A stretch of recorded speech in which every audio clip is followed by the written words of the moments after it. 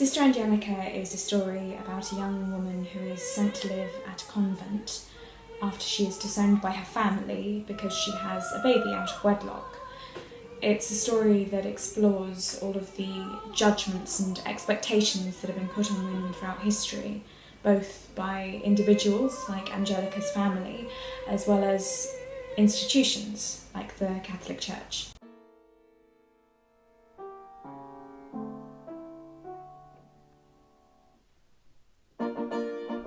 Oh, praise be to Mary forever. We've been lucky this evening to look what we have brought you. The all you wanted. Oh, splendid! Fresh velvets, what a fine lot, a jam jar full of almonds. Lovely when they're salted. Now, sister.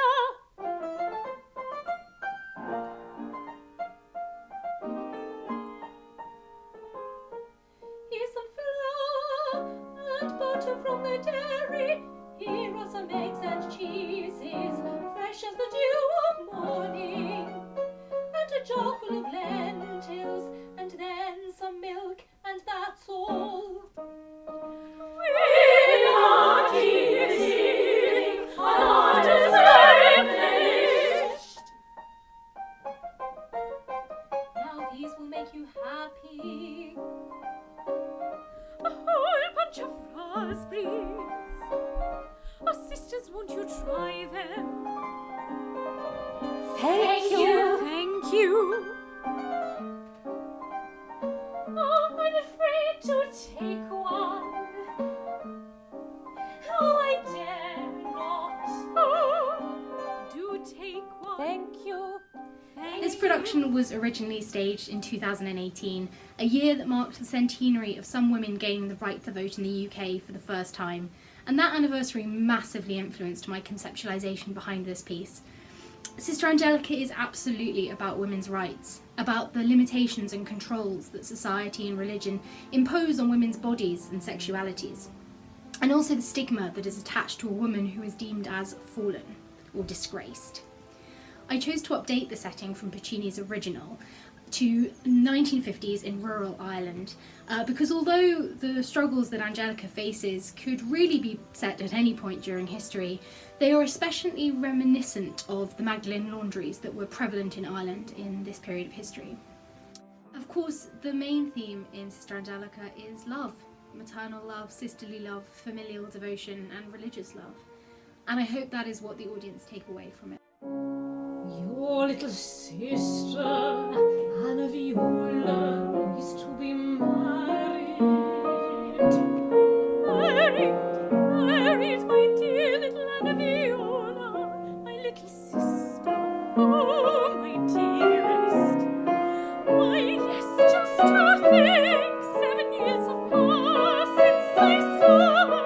Ah, yes, now, little sister, you are to be married. Now I pray God you always will be happy. How is she marrying? One who for love can pardon and forgive the disgrace which you brought upon an ancient family. Remember, sister, how can you be so cruel to me? How dare you say that? You say I'm cruel to you. You call me merciless. Are you daring to bring your mother's name into this? How can you dare to invoke her against me? To invoke her against me?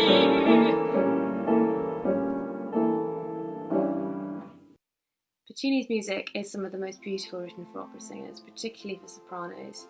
Heroines such as La Boheme's Mimi, Madame Butterfly or Tosca have some sumptuous but technically really difficult music which requires experience and resilience, which puts them out of the reach for many young opera singers and sopranos.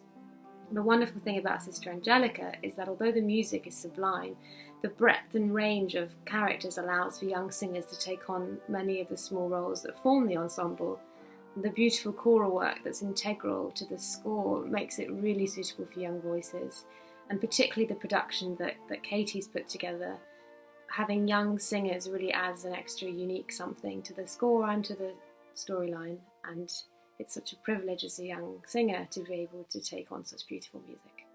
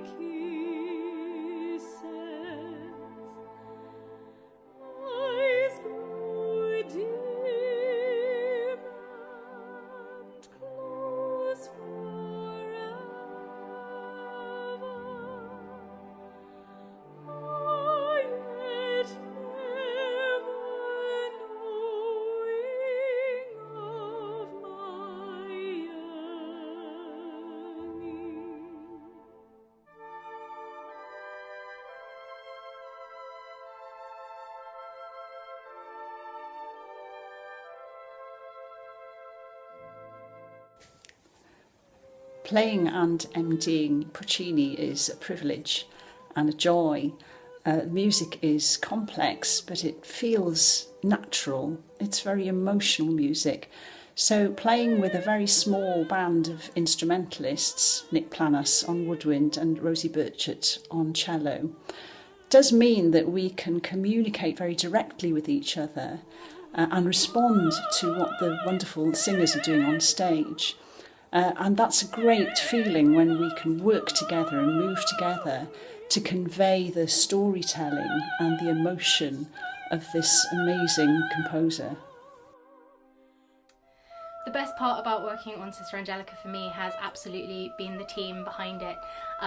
Working with such an exciting, enthusiastic and inspiring group of creatives has just injected this project with so much vitality and enthusiasm. And you can tell as an audience member how much every single performer appreciates and loves this project because it comes across in their incredible performances. As an actor and a singer, I really hope the audience can see how naturalistic and real opera can be. There are so many amazing operas that are set in very heightened scenarios with larger-than-life characters, and Sister Angelica is just very down to earth. Even in the scene where the nuns are all very excited about the food that's being brought into the convent that week, it's just a very accessible form of opera. The opera does explore some really intense emotional themes through Angelica's journey and her relationships with her family, with the other nuns. Her relationship with God is a very important theme. And I think they're all very relatable and human, so I would hope that an audience can find something to relate to in the character of Angelica. As Katie said, the key focus of Sister Angelica is on love and family, two universal themes that in the 21st century are just as relevant as they were for Puccini. Angelica makes the ultimate sacrifice for her family. And in a world where materialism and selfish pride seem to hold sway over most of our headlines, it's more pertinent than ever to consider what we would sacrifice for those we love most. I can't wait for you all to see Sister Angelica. Book your tickets now. We'll see you at the convent.